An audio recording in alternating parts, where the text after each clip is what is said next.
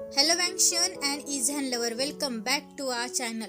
Thank you guys आपके प्यार और सपोर्ट के लिए। आपका प्यार और सपोर्ट यूं ही बरकरार रखिएगा मेरे साथ। अगर आपने चैनल को सब्सक्राइब नहीं किया है तो प्लीज सब्सक्राइब कर देना। गाइस आज हम my concept is a man का नेक्स्ट पार्ट देखने वाले हैं। शादी के अगले दिन कैसे जहन और ईबो एक एंशिएंट टेम्पल में विजिट करने के लिए जाते हैं और वे दोनों वहाँ एंसेस्टर को रिस्पेक्ट करते हैं। एम्पायर ने न्यू कॉन्सेप्ट के साथ नाइट स्पेंड की। ये खबर आग की तरह एम्पीरियल पैलेस में फैल जाती है और ये खबर सुनकर सेकंड और थर्ड कॉन्सेप्ट बहुत गुस्सा होती है और नाराज भी। लेकिन फर्स्ट कॉन्सेप्ट ये बात सुनकर बहुत खुश हो जाती है और वो इस खुशी में एक चाय पार्टी भी ऑर्गेनाइज करती है और सभी कॉन्सर्ट और कंकुबाइन को चाय पार्टी के लिए इनवाइट करती है। तो चलो गाइज, इसके आगे क्या होता है हम देखते हैं। आई होप आपको ये पार्ट अच्छा लगेगा। ईबो के पैलेस में ईबो आराम से अपने गार्डन में बैठा था। तभी अचानक एक सर्वेंट वहाँ आ जाती है।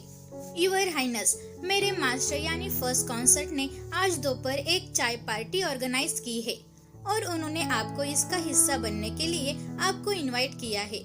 एक सर्वेंट ने बो करते हुए कहा। ठीक है, मैं वहाँ आ जाऊंगा, ईबो ने उस सर्वेंट से कहा। सर्वेंट के चले जाने के बाद ईबो ने दोनों ली सिस्टर्स को अपने करीब आने का इशारा किया, जो इशारा उन दोनों ने तुरंत फॉलो किया। मुझे इस चाय पार्टी और फर्स्ट कॉन्सर्ट के बारे में कुछ तो बताओ, ईबो ने कहा। यूर हाइनेस, इन चाय पार्टियों में सभी कॉन्सर्ट और सभी कॉन्कुबाइंस एक साथ बैठती है और सभी रंग बिरंगे फूलों को देखते हुए अपने चाय को एंजॉय करती है। ली चुन ने ईबो को समझाया। यूर हाइनेस, फर्स्ट कॉन्सर्ट याजिंग सच में एक मिस्टीरियस लेडी है, लेकिन वो सच में हिज हाइनेस के बहुत करीब है। ली मेई ने इस बात का खुलासा किया। हालांकि ईबो को ये जानकारी पसंद नहीं आई और ईबो ने अनजाने में अपने लिप्स को पाउट किया। अब फ्लावर गार्डन में अब टी पार्टी का टाइम हो गया था। सभी कॉन्सर्ट और कंकुबाइन गार्डन में बैठते हुए सीनरी को एंजॉय कर रही थी। ईबो ने घबराते हुए फ्लावर गार्डन में एंटर हुआ। वो धीरे धीरे चलने लगा। सबकी निगाहें उस पर पड़ी, जिससे वो अंदर से घबराने लगा। उसने अपने सॉफ्ट स्माइल के साथ सभी को बो किया। लगभग हर कोई इस नई कॉन्सर्ट की ब्यूटी पर पहले से ही अट्रैक्ट हुआ था, लेकिन उनमें से कुछ ही लोग जो जलसी और नफरत के कारण जल रहे थे। ईबो फोर्थ कॉन्सर्ट के टेबल पर बैठ गया।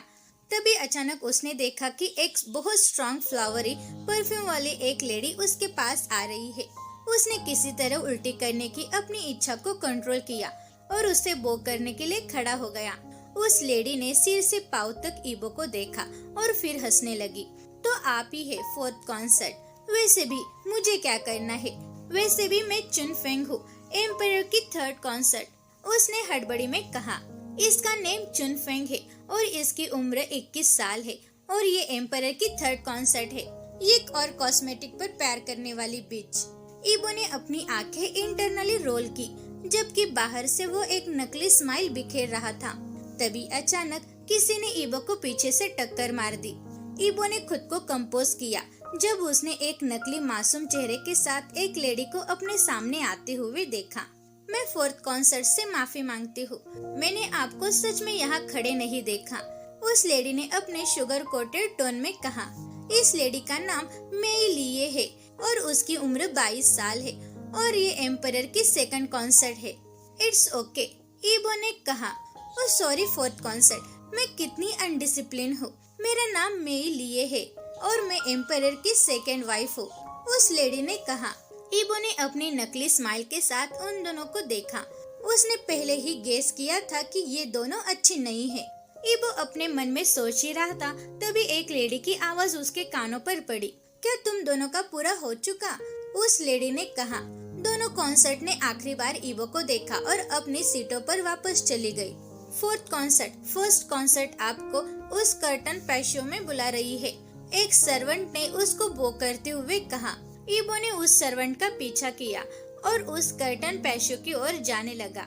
ईबो ने उन पर्दों को खोला और उसने देखा कि एक खूबसूरत लेडी उसके सामने एक चेयर पर आधी लेटी है। इसका नेम हाजिंग है।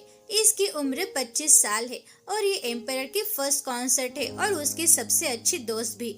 ओह, ये तो सच में बहुत ब्यूटीफुल है, इसमें कोई भी आश्चर्य नहीं है कि जैन गगे उसके इतने करीब क्यों है। ईबो ने अपने मन में उसकी तारीफ की और उसके खुद के लास्ट सेंटेंस पर वो थोड़ा नाराज भी लग रहा था। जिंग अपनी जगह से उठ खड़ी हुई और ईबो की ओर जाने लगी। यूर हाइनेस, आप तो सच में एक आई कैंडी है, जिंग ने अपने खूबसूरत आवाज में कहा। थैंक यू, लेकिन आप मुझे यूर हाइनेस क्यों कह रहे हो? आपका रैंक तो मुझसे बड़ा है, ईबो ने घबरा कर कहा। लेकिन ये ज्यादा टाइम नहीं रहेगा, जिंक ने ईबो से कहा। जिंक की बातों से ईबो बहुत उलझन में था। तुम्हें आगे पता ही चल जाएगा, वैसे भी मैं या जिंक हूँ और आप मुझे जेई कह सकते हैं, उसने स्माइल करते हुए कहा। फाइनली भगवान ने मेरी सुन ली। जिन लेडीज ने झानगक के साथ शादी की है वो सच में बहुत बीच है, लेकिन फर्स्ट कॉन्सर्ट सच में अच्छी है, वे उन लोगों की तरह नहीं है। ईबो ने अपने मन में सोचा। गुड आफ्टरनून जेई, मैं वैंग ईबो हूँ, ईबो ने खुशी से झुकते हुए कहा। ईबो, जिंक ने ये वर्ड अपने टंग पर घुमाया। ईबो को थोड़ी गुदगुदी महसूस हुई क्योंकि जैन के अलावा किसी ने भी उसका नाम इतनी गहराई से नहीं बताया था और इससे वो थोड़ा शर्माया। जिंक ने ये देखा और मुस्कुराई। ईबो, शर्माना बंद करो और अपने जेई के साथ चाय पी लो। मैं ये बता सकती हूँ कि हम फ्यूचर में क्राइम पार्टनर बनेंगे। जिंक ने एक शरारती स्माइल करते हुए और ईबो को हंसाते हुए कहा। ईबो और जिंग आराम से चाय पी रहे थे और बातें कर रहे थे, तभी एक सर्वेंट दौड़ते हुए वहाँ पर आ गई। My lady, his highness garden में आ गए हैं, उसने अपनी सांसों के बीच कहा। मुझे पता था ये ब्रैट यहाँ आ जाएगा, जिंक ने ईबो को कंफ्यूज करते हुए कहा। लेकिन इससे पहले कि वो कुछ पूछ पाता, उसने जैन की आवाज सुनी। जिंक, मेरे ईबो के दिमाग को कलंकित करना बंद करो, जैन ने कर्टन पैशियो में एंटर करते हुए कहा। जिंक उठ खड़ी हुई और जैन के पास गई और उसने जैन के कंधे पर एक हल्की सी स्मैक दी। जैन, आपको यहाँ आने के लिए किसने कहा? जिंक ने धीरे से उसे डांटा। मुझे अपनी वाइफ से मिलने के लिए आपकी परमिशन की जरूरत कब से पड़ी? जैन ने अपने कंधों को रफ करते हुए कहा। ईबो उन दोनों को आगे पीछे देख रहा था। उन दोनों के बातों से उसके अपने सीने पर एक बोल्डर का भार महसूस हुआ। वे दोनों सच में एक साथ अच्छे लगते हैं, ठीक वैसे ही जैसे वे लंबे समय से एक दूसरे को जानते हो। तो जैन गगर सच में स्ट्रेट है और आप ईबो, आप उससे क्या उम्मीद कर रहे थे? ईबो ने अपनी उंगलियों से नीचे की ओर देखते हुए अपने मन में सोचा और उसने अपनी रोने की इच्छा को दबाने की कोशिश करते हुए एक हल्की सी स्माइल छोड़ी। ईबो अपने विचारों में इतना खो गया था कि उसने जैन को उसके सामने झुकते हुए भी नहीं देखा। ईबो, आप कहाँ खो गए बाओबेई? जैन की सॉफ्ट वॉइस से ईबो अपने विचारों से बाहर आ गया। कुछ भी नहीं जैन गगा, मैं तो बस ये सोच रहा था कि तुम दोनों एक साथ कितने अच्छे लगते हो, ईबो ने एक फेंट स्माइल करते हुए कहा। हंसी में फूटने से पहले जैन और जिंक ने कुछ देर एक दूसरे को देखा। ईबो ने उन पर अपना मुंह फेर लिया। गगा, तुम क्यों हंस रहे हो? ईबो ने पाउट करते हुए पूछा। जैन को किसी और के साथ देखते हुए उसे पहले से ही बुरा लग रहा था और जैन अब उसका मजाक उड़ाते हुए देखना और भी बुरा लगता है। जैन ने ईबो के सवाल का जवाब नहीं दिया, इसके बजाय वो और जोर से हंसने लगा। ईबो ने ह्यूमिलेटेड महसूस किया। वो तुरंत उठ खड़ा हुआ और जैन और जिंग को पीछे छोड़ते हुए वो बाहर आ गया। उस पर इस तरह हंसने की कभी किसी की हिम्मत नहीं हुई थी, क्योंकि उसके फियर के कारण हर स्टूडेंट और टीचर स्टाफ उससे डरते थे। लेकिन यहाँ लोग उससे नीचा महसूस कराते हैं। ईबो ने सोचा था कि जैन और जिंग सबसे अलग है, लेकिन वो दोनों भी उन जैसे निकले। वो अपने आंसू भरी आंखों के साथ अपने पैलेस की ओर भाग गया। ईबो को भागते हुए देखकर जैन और जिंग ने तुरंत हंसना बंद कर दिया। ईबो स्टॉप, जैन ने ईबो को पीछे से बुलाया, लेकिन ईबो ने उसकी बात नहीं सुनी। जैन तुरंत ईबो के पीछे भागने लगा, जो पागलों की तरह दौड़ रहा था। लेकिन जैन ट्रेनिंग की वजह से ईबो से बहुत तेज था और इस वजह से जैन ईबो के पास पहुंचा और उसने ईबो की कलाई पकड़ ली। रुको ईबो, जैन ने ईबो को अपनी कलाई से पकड़ रहा था, जो लोहे की पकड़ से बाहर निकलने की पूरी कोशिश कर रहा था। मुझे छोड़ दो योर मैजेस्टी, ईबो ने गुस्से से कहा और उसकी आंखें रोने के कारण बहुत रेड हो गई थी। क्या हुआ बॉडी? जहन ने ईबो के चेहरे को सहलाने की कोशिश करते हुए कहा, लेकिन ईबो ने तुरंत उसके हाथ पर थप्पड़ मार दिया। मैं यहाँ नहीं रहना चाहता, मैं वापस जाना चाहता हूँ, ईबो ने कहा, और इतने सारे स्ट्रगलिंग के कारण वो थकान महसूस कर रहा था। ईबो की बात सुनकर जहन वही के वही जम गया। उसे अपने लाइफ में पहली बार प्यार हुआ था और अब वो पर्सन उसे छोड़ना चाहता है। नहीं, वो ऐसा नहीं होने दे सकता। वो ईबो को उसे छोड़ने नहीं देगा, अभी नहीं और कभी भी नहीं, जहन ने अपने मन में सोचा।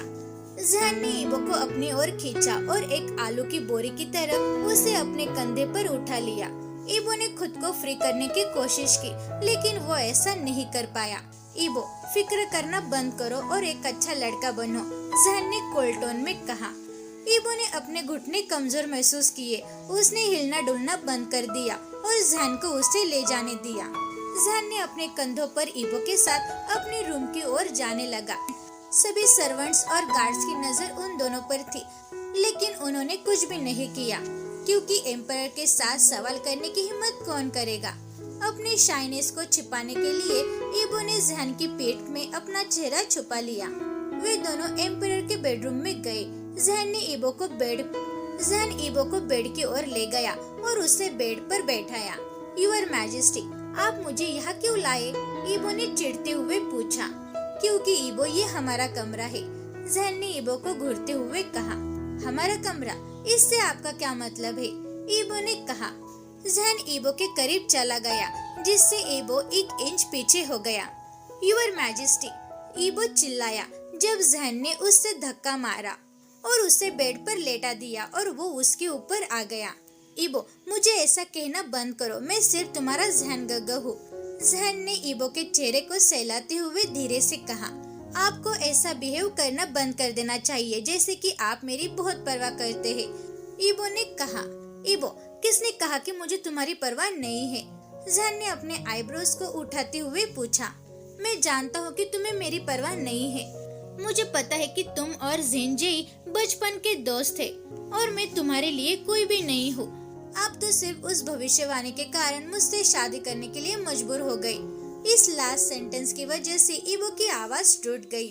ईबो ने अपनी आंसू से भरी आंखों को छिपाने के लिए अपना मुंह फेर लिया।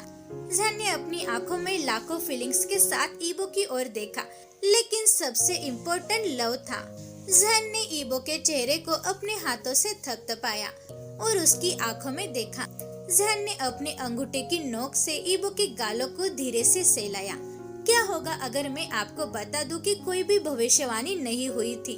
जहन ने कहा, और ये बात ईबो को चौंकाने वाली थी। गग, आप क्या कह रहे हैं? ईबो ने कहा, और इस बात से उसकी आंखें चौड़ी हो गई। जहन ने बस अपना सिर हिलाया। हाँ बॉडी, कभी भी कोई भविष्यवाणी नहीं हुई थी। मैं उन सभी कहानियों को सिर्फ तुम्हें अपना बनाने के लिए बनाया था, जहन ने एक स्माइल के साथ खुलासा किया। जहन के बातों से ईबो हैरान हो गया। उस जगह पर खामोशी छा गई। उसने महसूस किया कि उसका पूरा जीवन झूठ था और उस पर एक अच्छा भी। ईबो ने जहन को अपना मुंह खोलकर देखा। उसने जहन को देखा, लेकिन इस वजह से ईबो के मन में बहुत सवाल थे और वो अपने खुद के विचारों पर कंट्रोल नहीं कर पा रहा था। जहन ने अपने बेबी के अजीब चेहरे को देखा और उसने उसके गालों को सहलाया। ईबो, जब मैंने पहले तुम्हें देखा था तब मैं तुम्हारे प्यार में डूब गया। उसी टाइम मैंने फैसला किया था कि मैं तुम्हें अपना बनाऊंगा। जहन ने अभी भी अपने हाथों से ईबो के चेहरे को सहलाते हुए कहा। आई लव यू ईबो, मैंने कभी भी आपसे ज्यादा किसी से भी प्यार नहीं किया। मैं तुमसे बहुत ज्यादा प्यार करता हूँ ईबो, और मुझे आज तक किसी से भी प्यार नहीं हुआ। मुझे नहीं पता कि मैं कैसे करूं, लेकिन तुम सिर्फ मेरे हो और मैं तुम्हें छोड़ने की परमिशन नहीं दे सकता, क्योंकि अब तुम मेरे हो तो बस अपने गलत विचारों को छोड़ दो, और मैं ये नहीं कर सकता। मैं तुमसे दूर नहीं रह सकता, जहन ने सीधे ईबो की आंखों में देखते हुए कहा। अचानक सभी बातें रिवील होने के कारण ईबो बहुत अच्छा महसूस कर रहा था। किसी ने भी उसके प्रति इतना प्यार और अधिकार कभी भी नहीं दिखाया और किसी ने भी इस तरह उसकी परवाह कभी नहीं की, लेकिन वो जानता था कि सब लोग सिर्फ उसके ब्यूटीफुल बॉडी के पीछे है। उसे नहीं पता था, जब ईबो ने जहन को घबराते हुए रोते हुए देखा तब उसकी आंखें फटी की फटी रह गई। जहन ने तुरंत अपने आंसू पोंछे और उसे गले लगाया। आई एम सॉरी बॉडी, झूठ बोलने के लिए, लेकिन सच में मेरे पास तब कोई भी ऑप्शन नहीं था। प्लीज तुम रो मत, मैं आपको हर समय दूंगा और आपको दुनिया की हर खुशी दूंगा। जहन ने ईबो को कसकर गले लगाते हुए कहा, जो अंदर से बड़ी क्यूटनेस पर हंस रहा था। लेकिन तभी अचानक ईबो को कुछ याद आ गया। जहन गग, फिर जिंग जे के बारे में क्या?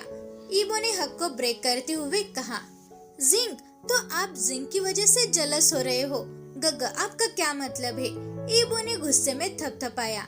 बॉडी, जिंग और मैं बचपन से भाई बहन है, जहन ने खुलासा किया, जिससे ईबो चौंक गया। तो जहन गग, ईबो कुछ कहने ही वाला था, तभी जहन ने अपनी उंगली ईबो के लिप्स पर रखी। इस वजह से ईबो बोल नहीं पाया। सच में ईबो, जिंग को मैन में इंटरेस्ट नहीं है, वो तो लड़कियों को पसंद करती है। मैंने सिर्फ उससे शादी की ताकि वो फ्रीली अपनी लाइफ को जी सके। आप जानते हैं मेरे हरम में ज्यादातर कंकुबाइंस उसके द्वारा लाई गई थी। जहन ने हंसते हुए इस बात को स्पष्ट किया। इन सभी जानकारियों को अपने पेट में पचाने के लिए ईबो को कुछ टाइम लगा, लेकिन जब सब बात उसे समझ में आ गई तो वो खुद को बहुत शर्मिंदा महसूस करने लगा। वो अभी तक क्या सोच रहा था? वो अपने खुद के हस्बैंड के लेस्बियन सिस्टर से जेलस महसूस करने लगा। मैं तो सचमुच इडियट हूँ, ईबो ने अपने मन में कहा। जहन समझ गया कि ईबो क्या सोच रहा था। जहन ने उसकी अटेंशन पाने के लिए ईबो की नाक पकड़ ली। मुझे पता है कि तुम सच में इडियट हो, लेकिन अगली बार आपको अपने मन में कोई भी शक हो तो पहले मुझसे पूछो। अपने दिमाग में बकवास बातें मत सोचो, वरना मैं आपको सच में मारूंगा। जहन ने शरारती स्माइल के साथ कहा। तुम सच में एक परवर्ट हो, ईबो ने शर्माते हुए कहा, और इस वजह से जहन जोर जोर से हंसने लगा। तो गाइज, आपको आज का पार्ट कैसा लगा? Thank you very much guys video देखने के लिए। अगर आपने चैनल को सब्सक्राइब नहीं किया है तो प्लीज सब्सक्राइब कर देना। और सॉरी गाइज, इन 2 दिनों में मेरे एग्जाम थे, इस वजह से मैंने कोई भी वीडियो अपलोड नहीं की। लेकिन गाइज, इसके बाद मैं कंटिन्यू वीडियो पोस्ट करने की कोशिश करूंगी। तो गाइज, वीडियो को लाइक करो और शेयर करो और मुझे कमेंट में ये जरूर बताना कि आपको आज का पार्ट कैसा लगा। Thank you guys.